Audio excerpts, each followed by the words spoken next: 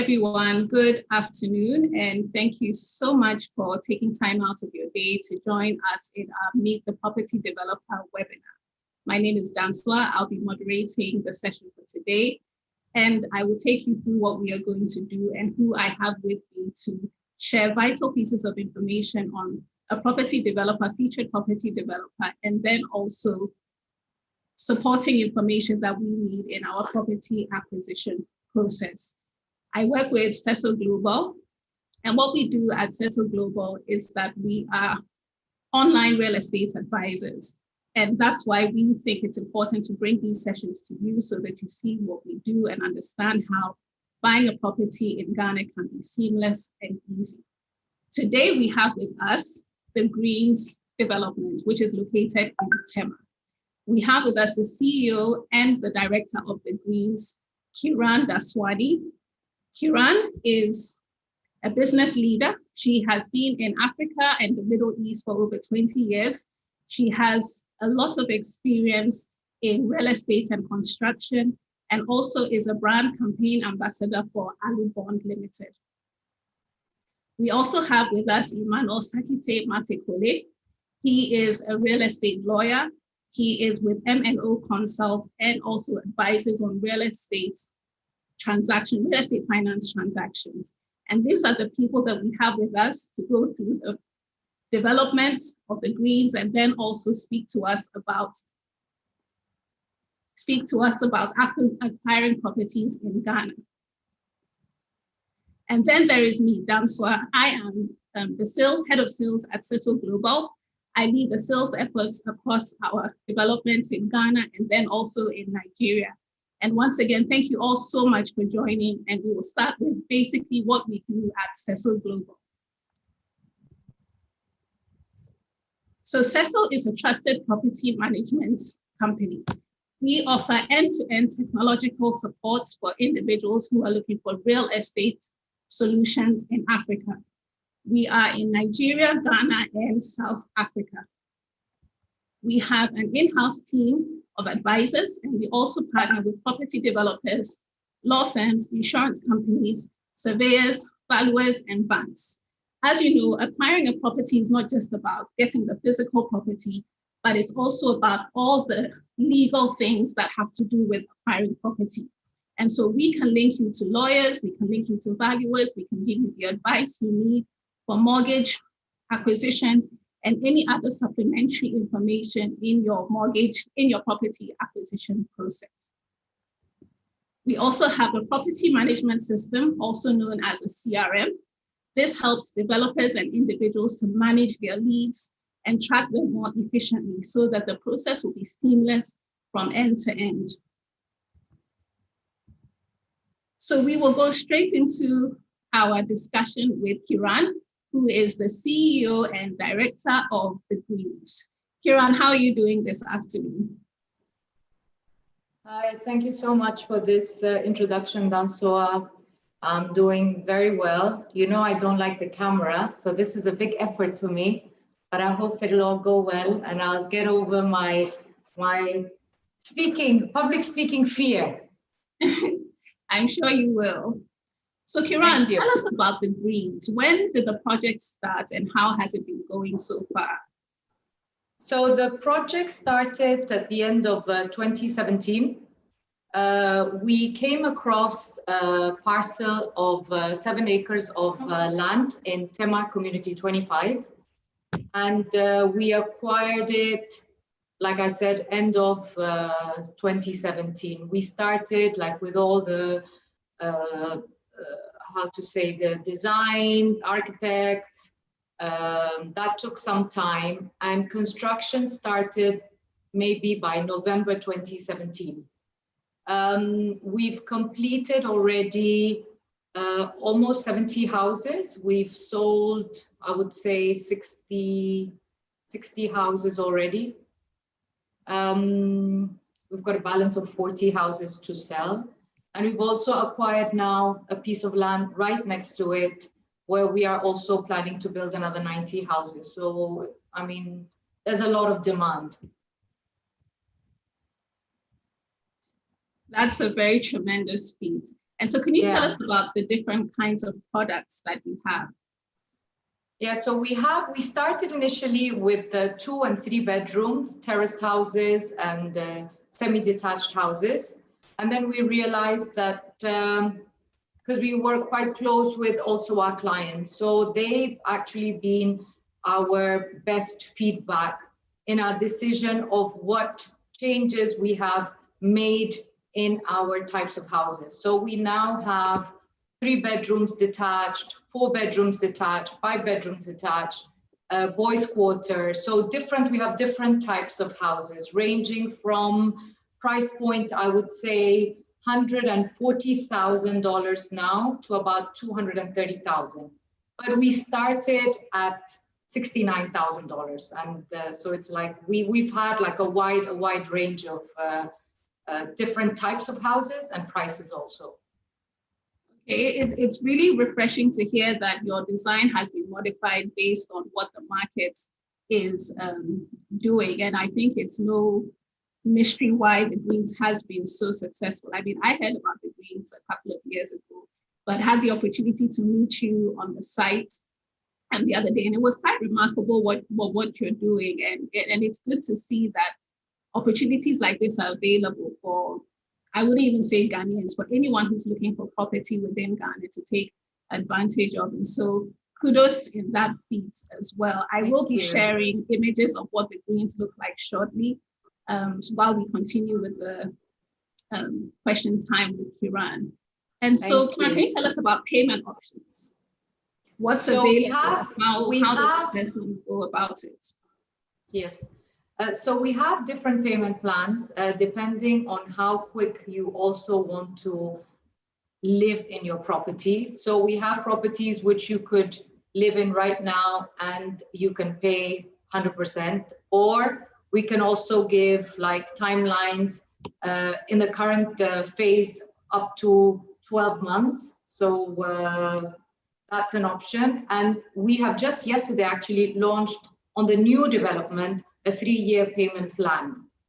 So that's also something that just yesterday the company announced actually. Okay, so what you're telling me is that if somebody wanted to buy a property in the Greens, there would be an option for them to spread payments over 3 years. 3 years, yes, okay. There would be. Yes. All right, so I'm just showing in the background some of the images that we have of the units that are available at the Greens. Those are all sold out now. These are all sold out. Well, you did mention a new phase. So can you confirm, are these units, these type of units available in the new phase, or are the designs slightly different? So the top 2 that you showed, they're all sold out. The one at $107,000 all sold out. These were 3 bedroom semi-detached. The 185,000, they're currently being built and should be completed this month. So these are available right now. These are our new, let's say, upgraded phase 3 designs. Okay, all right. These are very beautiful, I must say. And yes. Yeah. So what I would ask also, because this is a question that we get a lot of times, are there any leisure facilities within the development? If someone wanted a timeout from their house, where would they go? What would they do? So yes, so we have a recreational area which incorporates a multi-purpose court, and there you can play tennis, basketball. Then we also have a pool. We have a gymnasium, and then we also have a restaurant with a rooftop terrace, because I do think that, you know, socializing also amongst, let's say, community members, it's also something that we appreciate a lot. So I think that those are, let's say, some of the facilities, amenities that we have incorporated. Okay, so it's like a live, work, play. I mean, most of us, well, not most of us, but a lot of us work from home. So beyond being just a place you can live, it's a place you can work, and then obviously a place that offers leisure, which is extremely important in this day and age where stress levels are on the increase. So it's really good to know that all of this has been thought out and been put in this intimate development. And for those on the call on this webinar who haven't been, I would encourage you to contact Cecil Global and schedule a viewing at the Greens. It's like a little piece of paradise in Community 25 of Tem, a very serene environment. You would think you're not in Ghana, but you are in Ghana. So Kiran, what I would also ask is, why should someone buy the Greens? I mean, what's so unique about this development that would prompt someone to say, this is definitely where I should be living? So few points. I would really say that, first of all, we work very tightly and closely together as a team. So again, feedback from the client is something that we take very dearly to heart. So that is a relationship that I think myself plus our team really has fostered with the clients. And I think, today there are many developments, there are many maybe businesses, but we all want to live or do business with people we trust. So I do think that is one thing, because of our accessibility, which I would say that is one thing that makes you have that peace of mind. Then we also have like our designs, our construction. We do our construction in-house.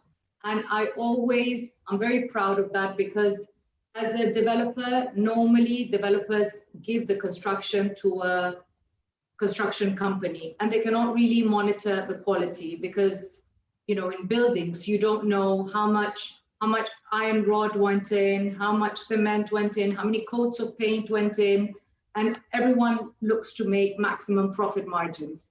So here we are doing our construction in-house ourselves, and we would not cheat our own selves. So that I boast that I'm very confident on our quality. We also have some element of sustainability, which is the solar backup plants that we have. So every house comes with that.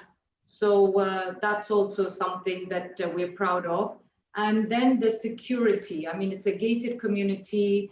We do, for now, offer the property management also, which I think people who are investing, who are looking for someone to manage your property, it also gives them that, safety and confidence to say, okay, there's a reputed company that will manage my property if I'm just investing, or if I only want to enjoy it for 2 or 3 months. So that's also something that we offer ourselves. Okay, so there's peace, it's sustainable and cost effective. There's also quality, and any support you need with respect to property management is available. And of course, probably my key takeaway, there are flexible payment plans. One thing about property is affordability is not just about the price, it's about the flexibility you have to pay. So you may not have the full amount right now, but it's good to know that there is a flexible payment plan in place so that individuals can take advantage of a beautiful development such as this. Thank you very much, Kiran. I'm sure I will come back to you, and I'm sure that there are other questions that people have.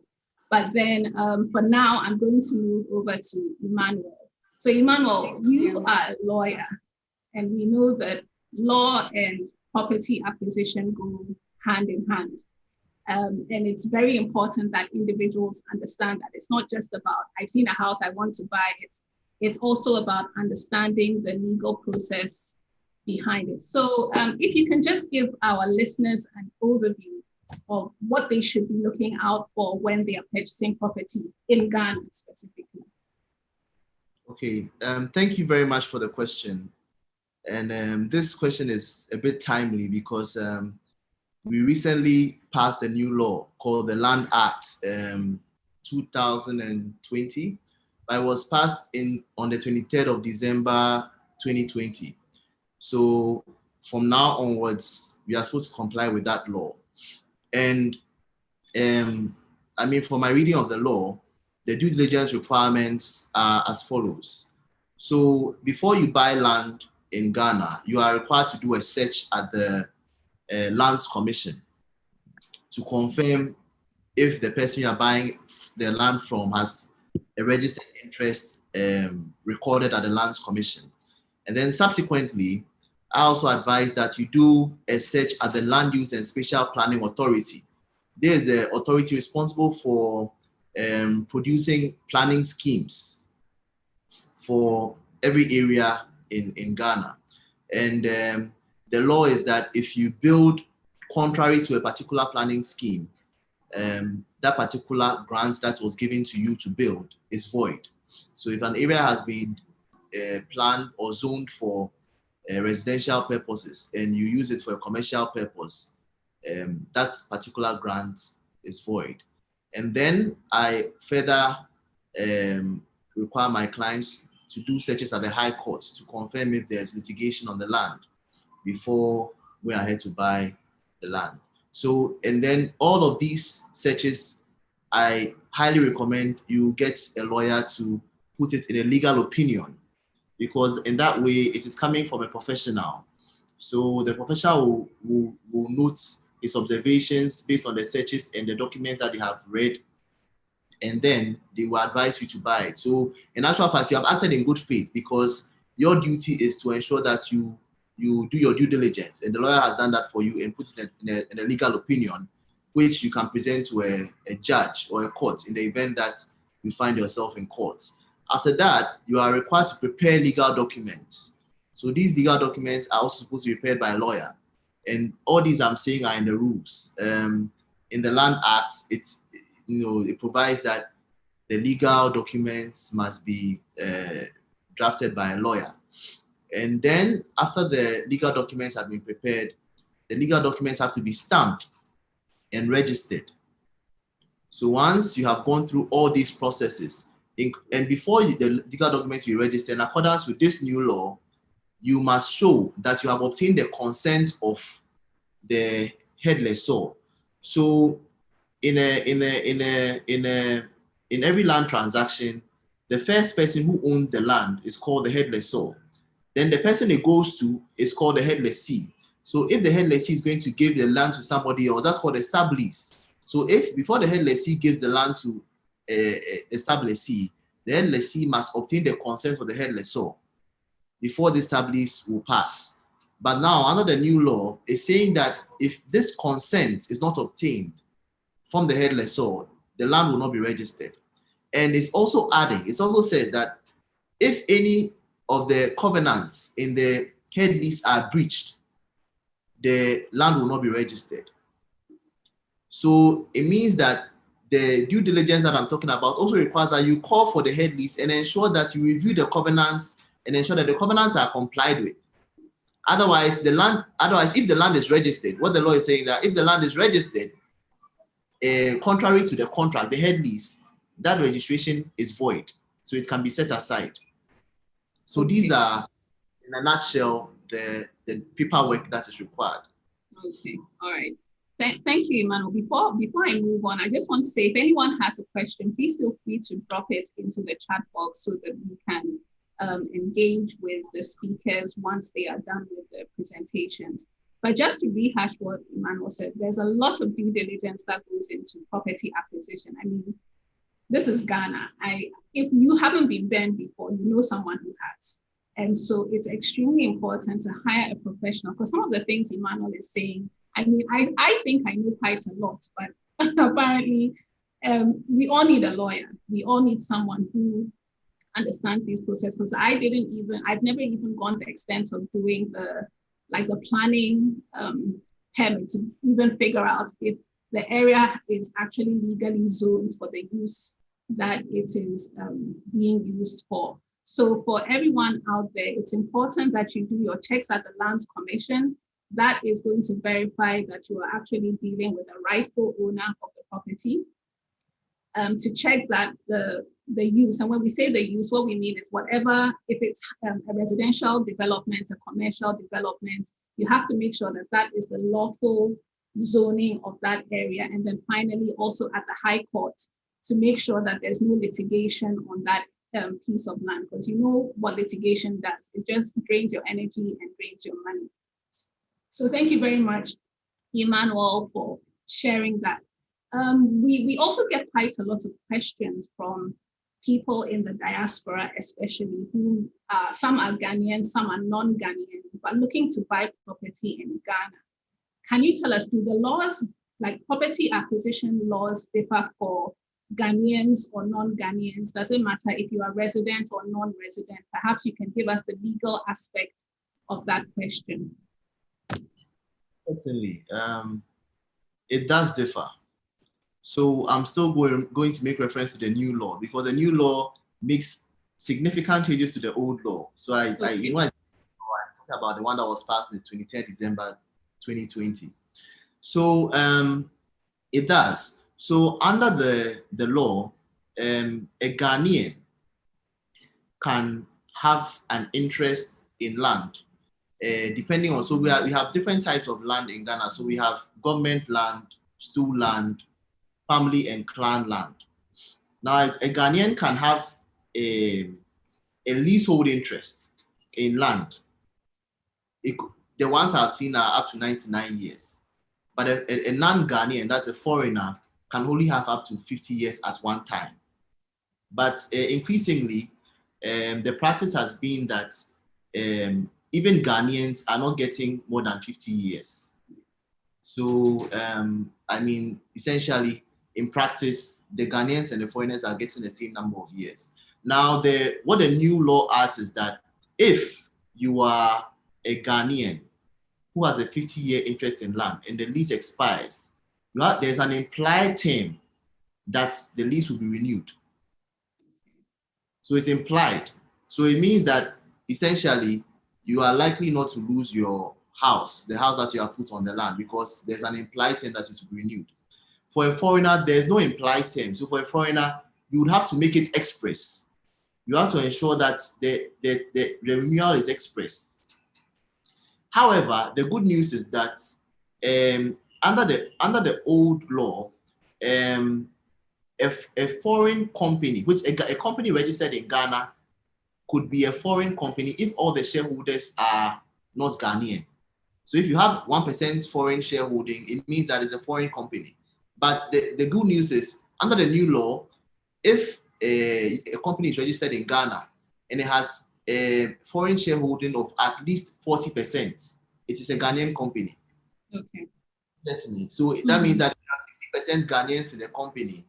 Then it means that the company is Ghanaian. So what it means is that you can benefit from this implied renewal of the lease that I'm talking about. It means that when your lease expires after the 50 years, impliedly you are entitled to a renewal. Okay. Provided you don't breach any of the covenants in the it's like an automatic renewal impliedly. Okay. All right. So yes, it answers my question. So if I'm just for clarity, if I'm to get you right, the maximum Ghanaian, and when we say Ghanaian, we mean people with a Ghanaian passport. Not necessarily. Okay. Passport is evidence. All right. But you are a Ghanaian if your mother or your grandparents are Ghanaian. So you can be a Ghanaian by descent. Exactly, by descent. And Okay. you don't need a passport to show that. All you need is your birth certificate or your birth certificate. That's all.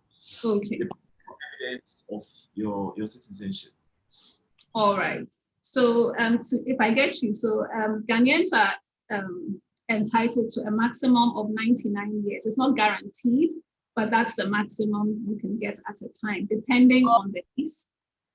Initially, Ghanaian, when it came to stool land, Ghanaians could not get a freehold in stool land. But Ghanaians could obtain a freehold in family land.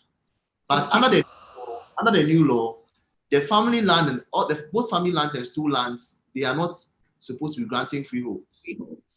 Yes. So so now families have also been put under the same, just like the stool lands. They cannot be giving out freeholds. So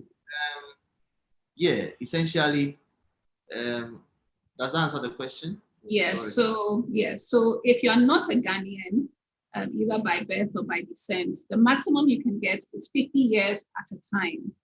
The maximum you can get is well, as a Ghanaian, you can get 99 years. I've seen 99 years, but what I'm saying is that currently, the leases I have seen do not go beyond 50 years for Ghanaians. Yes, I think yes. But I was just talking about the legal implications. So for a non-Ghanaian, that's someone who is not from Ghana, at a single time, you can be given a maximum of 50. That and is you correct. need to, okay, and you need to ensure that any renewal clause is stated in the document, because a renewal is not implied. No, for foreigners it's not implied, but for Ghanaians it's implied. Yeah, so for foreigners not, but for Ghanaians it is. Yeah. Okay, all right. I'm sure we will get some questions in relation to that, because that's something that comes up a lot for us. And it will lead me to my next question for you, Emmanuel, which has to do with the documentation. What are the processes in relation to registering your documents? Just a brief overview, nothing overly detailed. Okay. So let me just take you through just a quick overview. So currently, every allodial owner, which is clan, stool, family, skin, these are the people who essentially own lands because they settled on the land. So they are the land, they are the beginning of ownership. The transactions. Yeah, so currently every allodial owner is required to register their land before they can sell it. Okay. You get me? Okay. Good. So what it means is that if an allodial owner sells land without registering it, it actually is a criminal offense in the law. So once an allodial owner sells a registered interest to you, it will be easier for you to get a registered interest. Yeah. You get me? Yes. Yes. Because yours will not be a first registration. The first registration will be from the allodial owner. Yes. But ordinarily, if you are registering land as a first registration, the processes are as follows. So you first of all, do the documentation, which prepare the legal document, which has to be prepared by a lawyer. The legal document would have to be endorsed by the lawyer. If it's not endorsed by the lawyer, it's not complete. And then it has to be administered by there's a portion at the back of the document called the oath of proof and oath of execution. The oath of proof is administered by the witness of the grantor, which is the person selling the land. And the oath of execution is witnessed by or is endorsed by the High Court registrar. Once this is done, then it means that you are ready to take the document for stamping. So if the amount, the purchase price of the land is 50,000 cedis and above, you have to pay 1% of the purchase price. So you take it to the land valuation board, they'll do their assessment, and then the tax authority will stamp it, and then they'll indicate how much stamp duty you have to pay. So you pay the stamp duty, and this stamp duty is supposed to be paid within 2 months of executing documents. And the law is that the registration is supposed to be done within 3 months of creating the document or executing the document. So after the stamping has been done, you present it for registration. Once the document has been presented for registration, you have discharged your obligation. It could take a year, it could take 2 years, it could take 3 years, but once it's been presented for registration and a receipt has been obtained from the Lands Commission, you have done your legal duty. And all right. So the most important, well, the preliminary steps to be taken by a purchaser is to ensure that the document they are receiving has been prepared and endorsed by a lawyer, and then have gone through the High Court process as well, and then also to pay their stamp duty. Exactly. Okay, to pay their stamp duty. All right. Okay. Okay. We have questions actually. We have questions for both Kiran and you, Emmanuel. But let me move over to Kiran for the next couple of minutes in relation to the questions for the Greens. So Kiran, in the Greens, are there additional costs beyond the cost of the property, like property management fees, service charges? If you could give us an overview of that. Yes, so there is a service fee, a monthly service fee that we charge in order to be able to cover for the security, the landscaping, the upkeep of the estate. Yes, so that is there. And then if you want to hire us to have the property managed by us, that also definitely. And if you want us to also rent the property for you and find you tenants also, we also offer that service at a fee as well. So yes, we do. All right. So just to confirm, the service fee is something all the residents have to pay, because I believe that that's for the maintenance of the estate, to cover for the security. Yeah, to our listeners, we may have not mentioned it, but the Greens is a gated community, and it comes with security, tarred roads, and whatnot. So I believe the service charge is to cover the cost of maintaining these areas, which add to the value of your property as well. So that's compulsory, something that must be paid by everyone. Yes, and if I may add here, like many times, especially people who are abroad, like, they do have sometimes the inclination to come and build their own property. And they're always like, okay, should we build our own property or should we buy? And, I am also like, especially I think in Ghana, it is nice to invest in a gated community, because when you travel, it's safe. If you have children, it's secure. There is a community. If you have an isolated house, you build it to your taste. When you want to resell it, it could be like, a little bit more tricky because it's your own taste. So, it's got definitely buying in communities does carry its advantages. Yeah, I definitely agree with you. Plus, in a lot of the cases, the developers, so in this instance, the Greens would have done a lot of the due diligence, like Emmanuel mentioned, making sure the documentation is intact, the development is built to the standards of the law, not just personal preferences. And in a lot of cases, also, again, my personal experience, it's a lot easier to sell these units because they are more homogeneous. And then also the fact that there are other people around. Nobody wants to live, in a secluded bush somewhere. And so a gated community gives you that physical security as well, and a safe place for your kids, can ride their bikes and stuff like that, which typically you cannot do if the area is not a gated community. So I think that's a very important add-on, Kiran. And so in relation to the property management, though, that's optional, if I got you correct. So yes, an individual may choose to manage their property themselves, or they can sublet that service to. Yes, okay. Definitely. All right, to the Greens. Okay, so we actually have another question for the Greens, and it's in relation to the lease term. I would ask again, because Emmanuel says that it is important. Does the Greens have a land certificate? Yes. They haven't fully registered your title. Yes. Okay. Yes. So that's good to know. Especially, and that is one thing that there are many clients also that go for the mortgage option.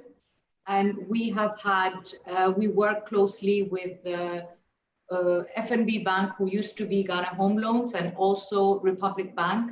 And for them, before they even approve or disburse any amount to any developer, all our documentation has to be intact. Otherwise, they would not. So yes, our paperwork is very much intact. Yeah, I think that's like extremely critical to know. A lot of people need mortgage financing to purchase properties. And the truth is, a mortgage company will not go close to a development that does not have title.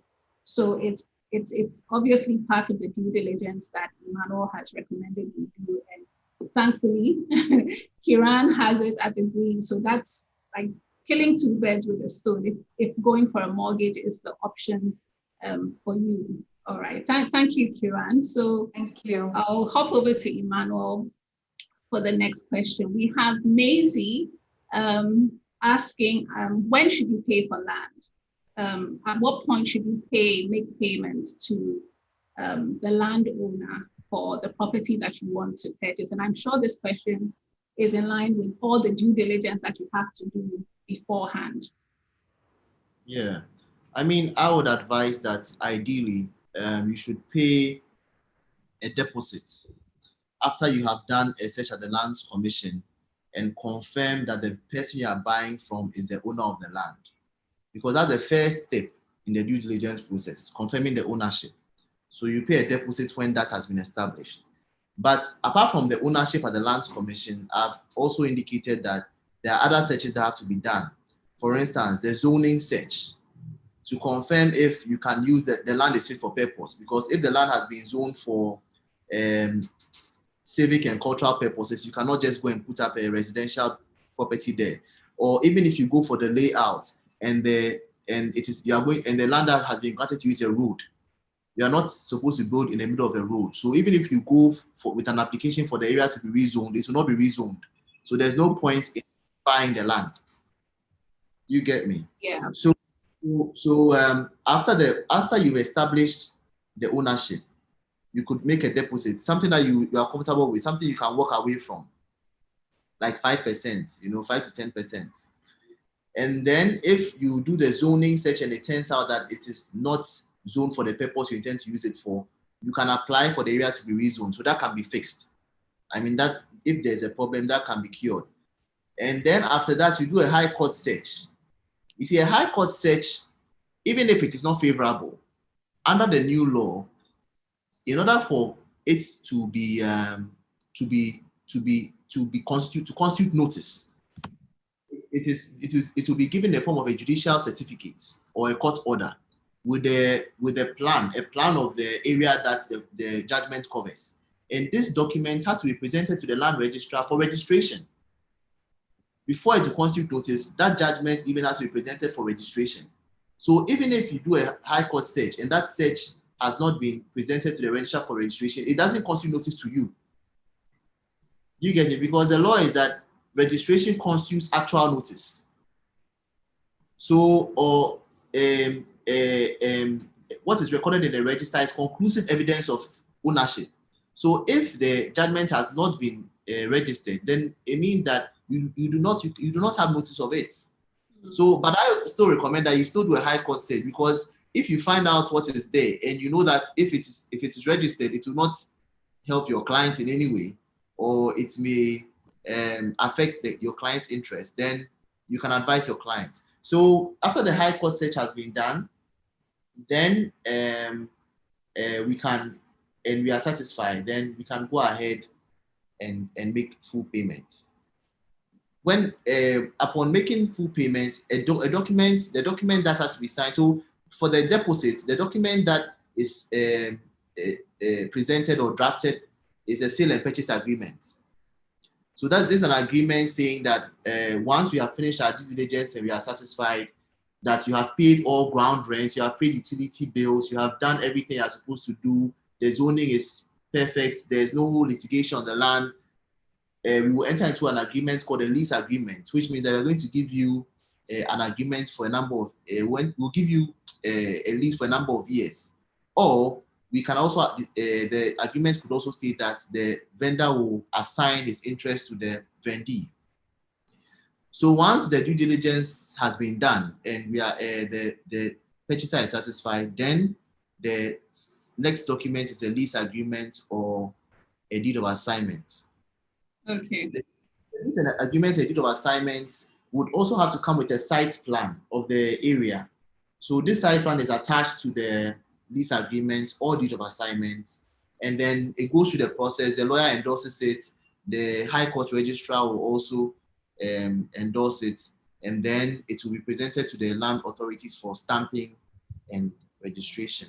But before it is registered, ensure that you get the consent of the head lessor, and also ensure that your the grantor, which is the person selling to you, has not breached any covenants in the head lease. Because if the person selling to you has breached any covenants in the head lease, although you have been given a certificate, that certificate can be set aside. That is what the law is saying. Okay. All right. very detailed. Thank you, Emmanuel. You actually also answered a question that was raised by Marilyn, but let me just focus on Maisie's question for now. So how do I say, before you make payments, just make sure you have at least done the lands commission search. I know that a lot of developers, a lot of property owners, they have what they call a reservation fee, which is the smallest proportion of repayment that you can do, which is like a commitment fee. And I would come to Kiran to just tell us what the process is for the greens after this. But usually what most developers ask you to do is to pay a reservation fee, which is just to show your interest and to indicate that this is something you want to do. And there's actually a period that you have to do all of these checks. So Maisie, please, first and foremost, get that lands commission search done. That is the legitimacy of what you are buying. So it's extremely important. And Marilyn, who's writing all the way from New York, and Emmanuel, you've also already answered the question, was asking the documentation that you need to ask for when checking the legitimacy of land. And you have mentioned the sublease agreement, the site plan, and then also consent, if that is, if I got you correctly. So the sublease agreement, which states the terms and conditions of the sale. Some people may have a sale and purchase agreement before that. And then a site plan shows the actual location of the property, like geographic location of the property, and then the consent from the head lease, which I think is paramount to everything that you're doing, very, very foundational. So it's important, like he said from the beginning, to do your due diligence and make sure that no one rushes you to make payments when these things happen to be confirmed. Because trust me, when things go awry, the likelihood that you will find a lot of them is very slim. So it's better to take your time and make sure that you have all the information that you need in order to register your interest subsequently and to save those hard-earned dollars, CDs, Naira that you are all working for. So that brings me back to Kiran. Can you tell us the process for the greens? So if Maisie, for instance, is interested in buying from the greens, what would be the typical process that she would go through? So right now we have a deposit fee, reservation fee of $3,000. Initially, we did, like when we started the development, the fee was not that high actually. And we saw that, to commit maybe $1,000 was much easier. And then, we were blocking houses because we thought that, it was already like gone for sale, but, people then were not ready. So we said, no, we don't want to just, take people's money and then not have serious buyers. So someone who will put $3,000 is, I don't think we don't want to lose $1,000 either, but $3,000, like you're going to think of it and really say, okay, I'm ready to make the move. So that's our reservation fee. And then you have a month to do your due diligence, and then you would do your reservation, your first payment, sorry. Okay. So that's like a whole month. So if there's any due diligence to do, individuals have 30 days, I'm assuming, in order to do that. This is after paying a reservation fee of $3,000, and that's just to indicate your seriousness in going ahead with the transaction. Exactly. But most of our clients, they don't take the month. They just pay the deposit, and maybe within the week or 2 weeks they make the first payment. So okay, all right, great. Yeah. So Emmanuel, let me ask you this. So for the greens, individuals have a month. Is this adequate time from your perspective for an individual at least to do the lands commission search, which you have indicated is something that should be done in the first instance? Yeah, I mean, typically the lands commission search takes about 3 weeks. Okay. But sometimes when they are having difficulties, it could take a lot longer than that. So if we are working with a 3 weeks timeline, yes, it should work. Yeah. But you can also do an unofficial search at the Lands Commission, and that can be done in a day. But I really recommend an official search because sometimes, just sometimes, the official search differs from the unofficial. It's not the unofficial is not as detailed as the official. Okay. All right. Got that. Got that. So we have a few questions in relation to lease renewal. Emmanuel, let me stay on you for a few more minutes. Quite a number of people, so pardon if I don't mention your name, they're asking about the fees and charges in relation to renewing a lease. So let's assume you were given a 30-year lease and 30 years have come. We're now in 2051. What's it going to cost me to renew my lease?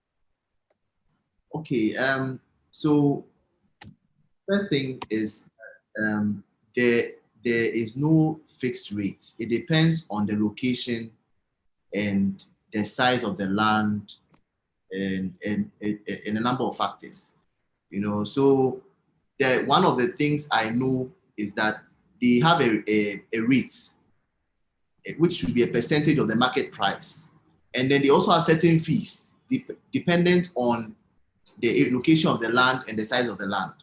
So there's no fixed fee, but there's no fixed fee. I'm not aware of any fixed fee. It depends because it keeps changing. Yeah. So it's difficult to tell. And also, you know, a lot of the renewals are actually being done now. Most of these 50-year leases, 99-year leases that are being renewed now were granted before independence, some of them. Yeah. Yeah, so a lot of these renewals are being done now. And the grants that are going to be given today will be renewed in the future. Do you get me?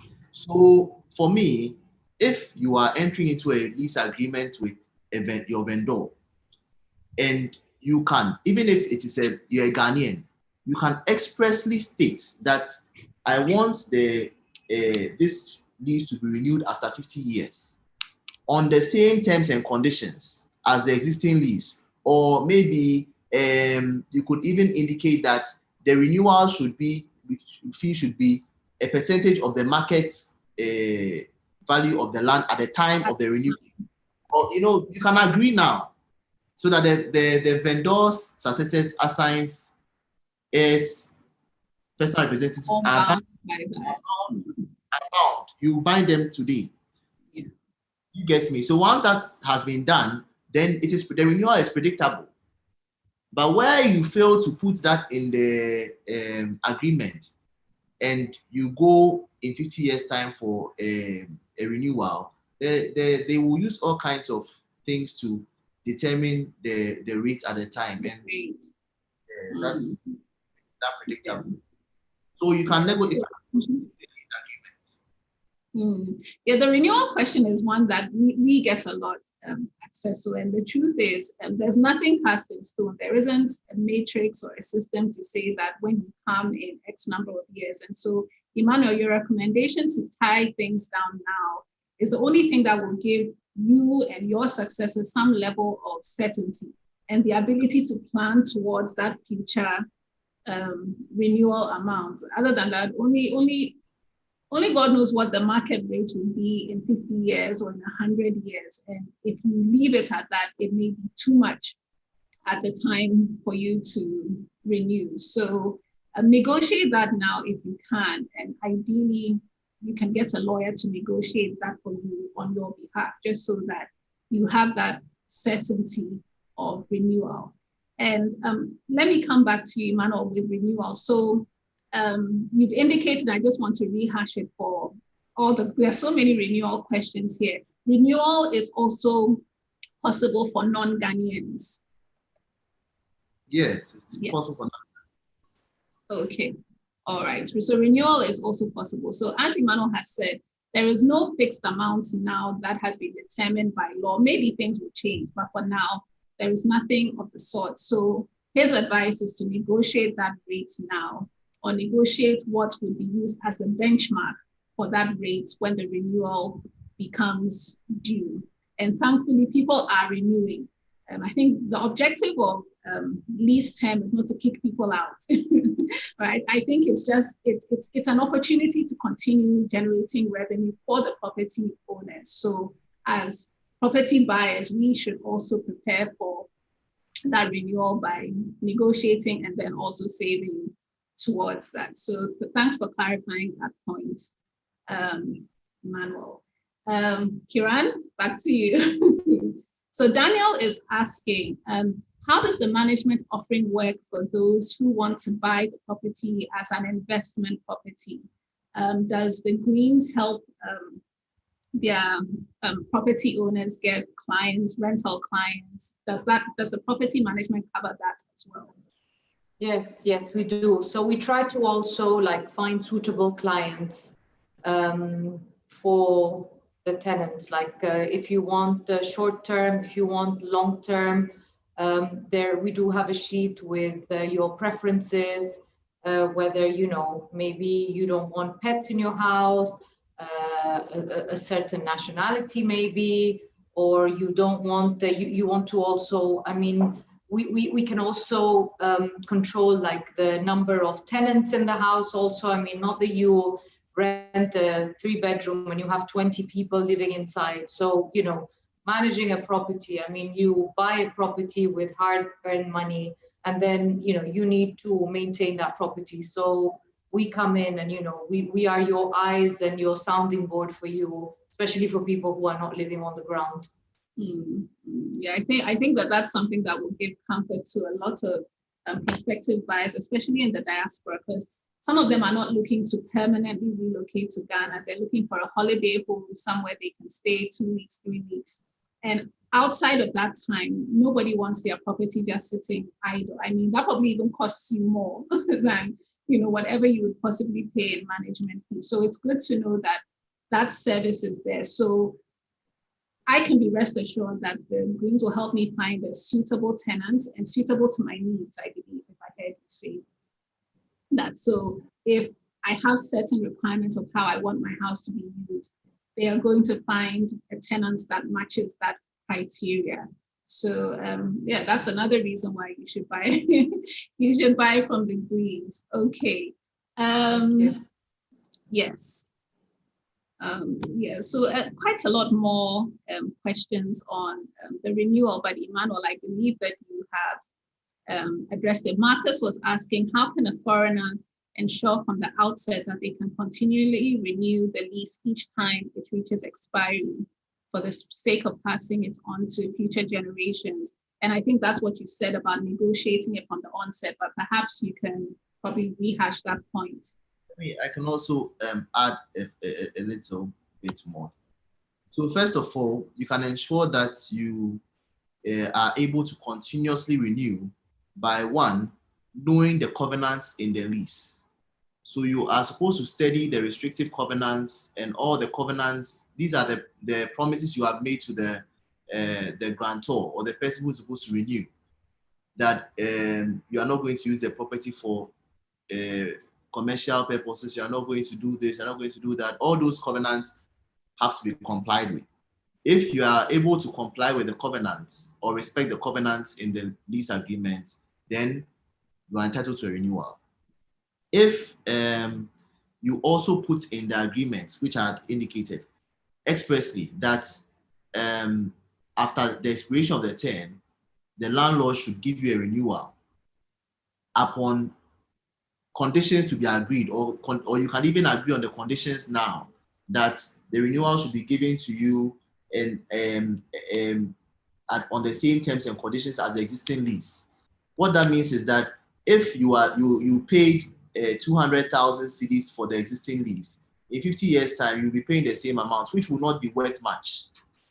If you can agree, or you can be willing, you could even be willing to pay a bit more, so that you can get the landlord to agree to to that amount in the future. And then once that has been done, you can even once this agreement has been made, this renewal agreement has been made, in the new law, you can register covenants. Yes, the new law allows you to register covenants. So you can even ensure that covenant that you've entered into with the the grantor, can be registered at the Lands Commission. So it will be noted there forever. So anytime, even if you are not around, once a search is done at the Lands Commission, it will show that you have a title to the land and these covenants are registered in your name. Okay. So it's very possible for a non-Ghanaian or a foreigner to pass property on in Ghana to subsequent generations. It's not just lost after 50 years, but you should try as much as possible to get those things put into the lease at the onset, not after or at the point of renewal. So Marcus, I hope that answers that specific question of yours. Another question that's quite prominent here is in relation to property acquisition for non-Ghanaians. So the Greens, this is specific to the Greens. So Kiran, how has the process been for non-Ghanaians? Are there any packages for people who live in the diaspora that are different to probably what locals have access to? Not really. I'm so sorry to say. They're all the same for everyone. Yeah. So no preferences for no. So the payment structure is the same for everyone. And yes, what you mentioned at the beginning of this webinar was that now there is a 3-year payment plan. But on limited units, it's not limited units.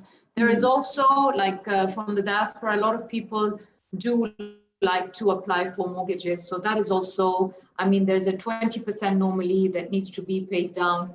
And you have like, if it's during the construction period, then you can have like a leeway to pay that 20%.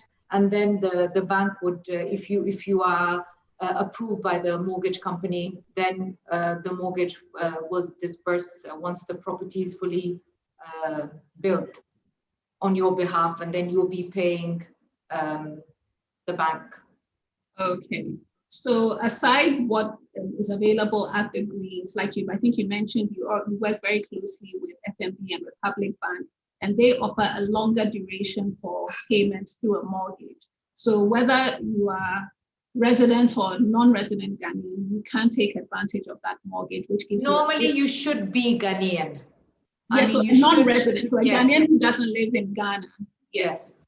Okay, yes. So for now, mortgages are accessible to Ghanaians. So whether you live in Ghana or a Ghanaian living abroad, mortgage financing is available to you, and that can spread, if I'm not mistaken, for up to 20 years, if I'm not mistaken, but yes, 15 to 20 years, yeah. 15 to 20 years.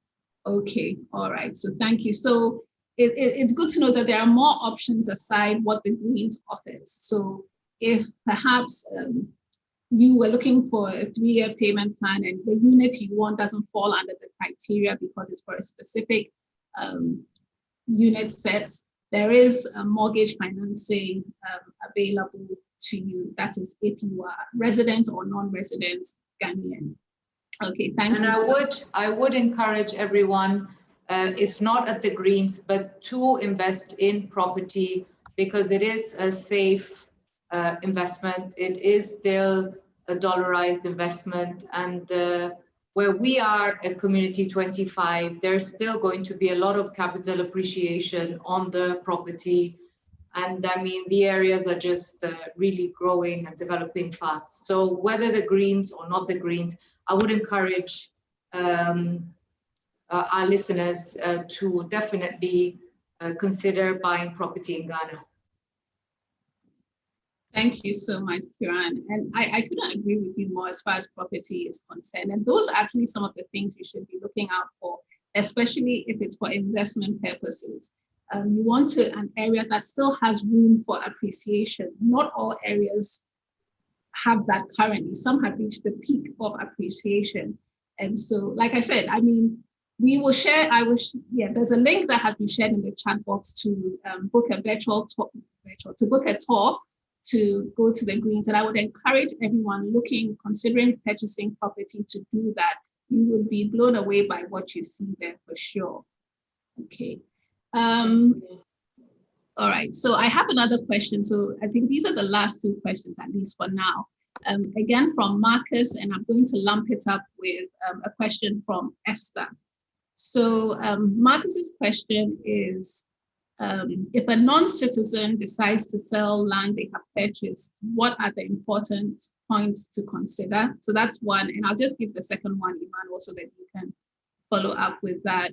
And it's about the bureaucracy at the Lands Commission. How does an individual deal with that as far as doing a search or registration is concerned? So we can start off with a non-citizen looking to sell their land.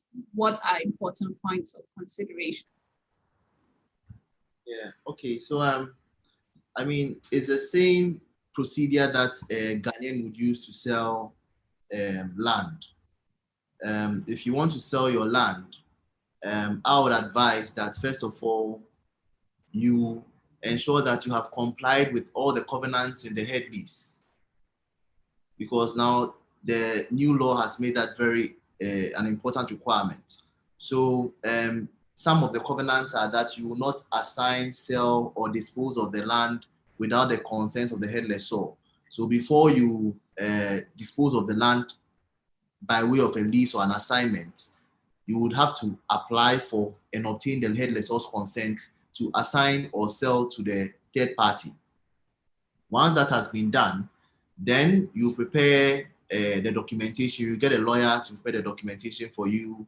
You have the documents. You have the documents are prepared. Documents are delivered to the purchaser, and then the stamping and the registration will be the obligation of the purchaser. But before you hand over the property to the purchaser, I highly recommend that you ensure that all ground rent has been paid. So before you sell, you go to the office or administrator of stool lands, if the land is stool land or family land or clan land, and pay the ground rent that is owing. Because once you don't pay and you sell it to somebody else, what's going to happen is that if the head lessor can re-enter, they can come for the land at any time because you fail to pay ground rent. So and that means that that party could sue you, to indemnify them. So you ensure that all ground rents have been paid. If it's a building, you paid all utility bills, property rates, etc., before handing over the property to the purchaser. Okay, so if I got you, it's the same process for a Ghanaian as it is for a non-Ghanaian. But exactly. The running theme is be sure of the covenants that you are tied to, which are the covenants in the head lease. The running theme is that be sure to use a lawyer. Definitely. Because you see, I don't want to bore you with the law, so I've tried to break it down into a language everybody would appreciate. But everything that I'm saying is serious law, and if you fail to do this, it could void an entire transaction. You could lose millions of dollars or cedis. So it's important for you to use a lawyer, because some of these covenants have meanings in law which may not be clear to you if you read them. It will not come up. Yeah, that's very true. I mean, what's apparent to a lawyer may not be apparent to you, because words may convey different meanings than the literal meanings that we are familiar with. So yeah, my main theme is consult a lawyer. I mean, they will do all the due diligence. They can advise you. And as Emmanuel said, they'll give you a legal opinion. So they would explain what all of those terms mean and what the implications are for you, whether you do or you don't. And you are covered, to a large extent. Even the legal opinion, it is, I mean, the client may appreciate or may not appreciate it, but it is for the defense of the client, so that the client may use it in his or her defense if they end up in court. Mm-hmm. Because the highest defense in law is called a bona fide purchaser for value without notice, which means that somebody who bought in good faith because they conducted due diligence, somebody who has paid valuable consideration for the land, and somebody who has done everything possible but could not have had notice of another person's interest. Mm-hmm. Yeah. Once you have a lawyer, for a lawyer to do all these searches for you and write a legal opinion, you fall into that category. And that can absolute defense. Yeah. It's the highest defense in law. So please, everyone listening, it's very important to consult a lawyer with regards to your property acquisitions. And one of Esther's question was how to deal with the bureaucracy at the Lands Commission. Well, I don't know whether you can answer that, but there's really the thing. Let me be honest and truthful to you here and now. You see, the most important thing is to ensure that you are following the law. There are people who have found ways of using shortcuts. Land certificates are supposed to be issued within 7 months, 7 to 12 months. Even the Lands Commission have said that it will take 7 months to 12 months. Some people have managed to get it within 2 months, 3 months. You see, the thing about land certificates are that it does not mean the fact that you have a land certificate does not mean that it cannot be attacked. If you do not go through the right process of acquiring land, you do not go through the consent, the process has been set out in law. So yes, you might go through the Lands Commission and use shortcuts to get everything done. If you don't end up in court, well, then you are lucky. But if you end up in court and a lawyer scrutinizes your documents and looks at dates and sees that you were able to put in an application in January and you got your certificate in February, when one of the processes are 14 steps. One of the process is that you have to your cadastral plan has to be published for 21 days in a newspaper. 21 days is almost 1 month, and you are getting a certificate in 1 month. Meanwhile, the steps are 4, so you have only done 1 step and you've gotten a certificate. You understand? Once that has been done, your certificate can be impeached. And what have you gained? Nothing. So I always insist that, look, even if it takes a years, whatever, the law will change. The people might change, but the important thing is that stick to the law, do the right thing, follow the law, because when you follow the law, your lawyer can protect you in court. But if you fail to follow the law and you try to do things quickly, and in the long run, you end up getting what you want, but you are in court and you cannot be defended by a lawyer because you have skipped steps, then that is a problem. So for me, it's not about the time. For me, it's about following the process. It doesn't matter how long it is. See, the new Land Act is very progressive, and I'm read it and I'm very happy.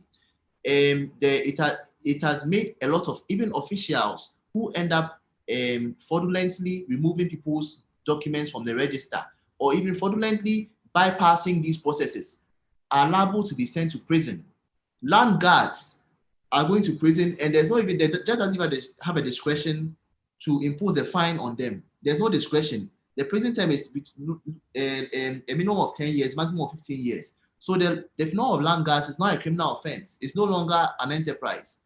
I mean, a lot of things have been done which are supposed to improve the system. And once these have been put in law, even if the land registrar fails to notify you of the registration, they're supposed to publish all registrations every month. That's what the law is saying. Every month, they publish all the registrations on their website. If they fail to do that, it is an offense. This is all law. So if you follow the law, you'll be protected. But if you don't follow the law and you deviate, hey, look, even the best lawyers cannot help you. Better safe than sorry, Esther. So yes, understandably, sometimes it takes longer than we all wish it would. But like Emmanuel said, it's better to trust the process, and that's your only protection.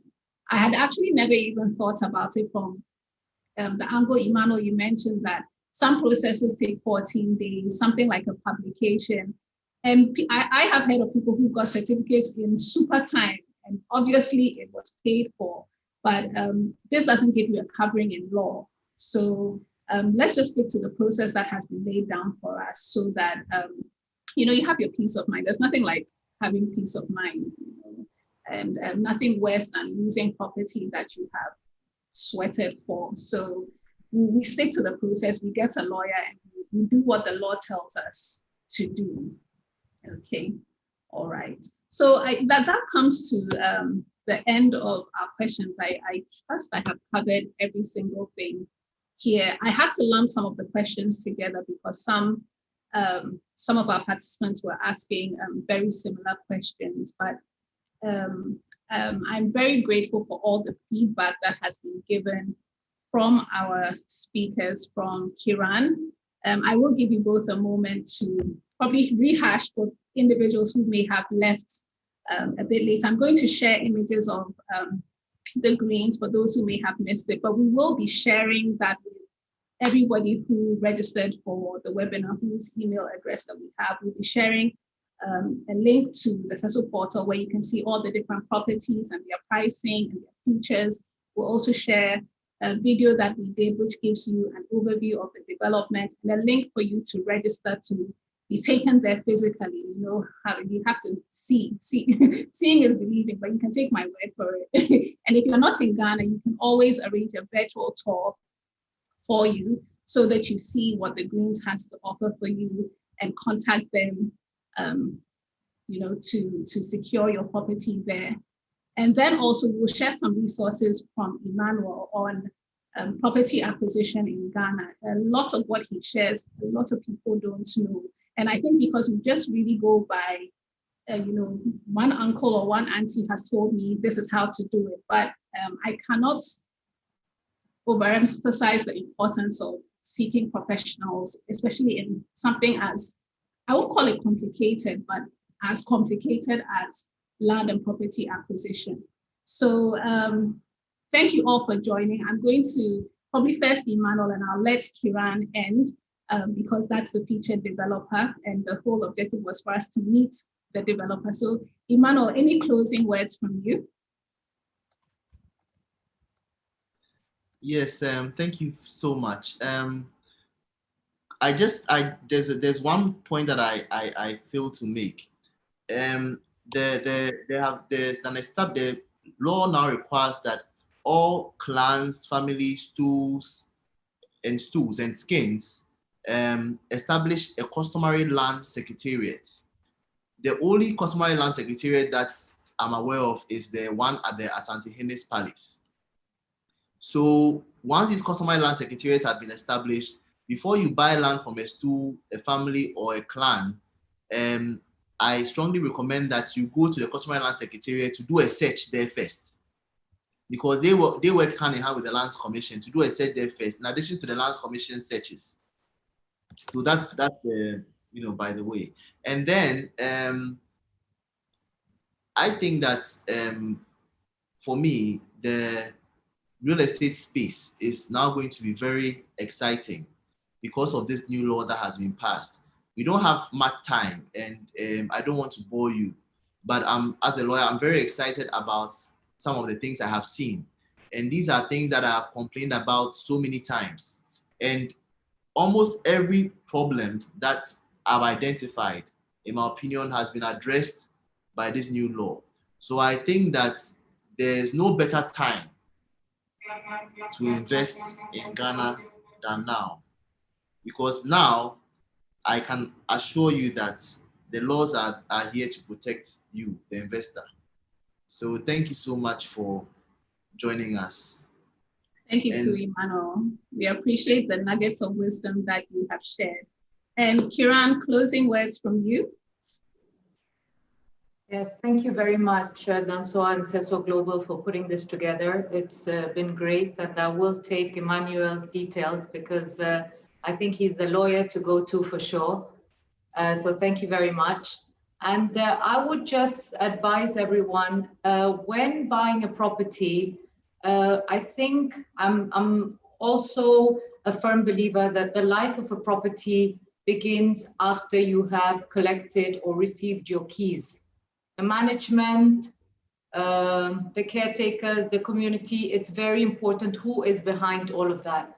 Because many times if you leave it just to, the homeowners to run it, not everyone sees things the same way. So that is also something that I would encourage people to be very wary of, because buying, you can buy, there's many properties, but then who is managing that afterwards? And do they have the same vision that, they sold to you the property at? I think that is something that, I would really look into. So thank you very much, everyone. And we do hope to see you at the Greens. Thank you very much, Emmanuel. Thank you very much for Kiran. As mentioned, this webinar was brought to you by CESO Global. The objective of CESO is to provide a trusted and convenient way for individuals to transact in property, from looking for a property to doing your due diligence to finding the right developer for you. And like the Greens have indicated, it's really important to get professional assistance, right, when you are looking for property, because this makes the process so much easier for you. And as I mentioned at the beginning, we provide these services. We provide access to developers like the Greens, to lawyers who would help you with your due diligence, valuers, and also mortgage providers. So don't hesitate to call us if you need any assistance in this regard. And we look forward to hearing from you and taking you on that tour to the Greens. Thank you all very much for joining, and enjoy the rest of your day. Thanks for having us. You're welcome. Thank you.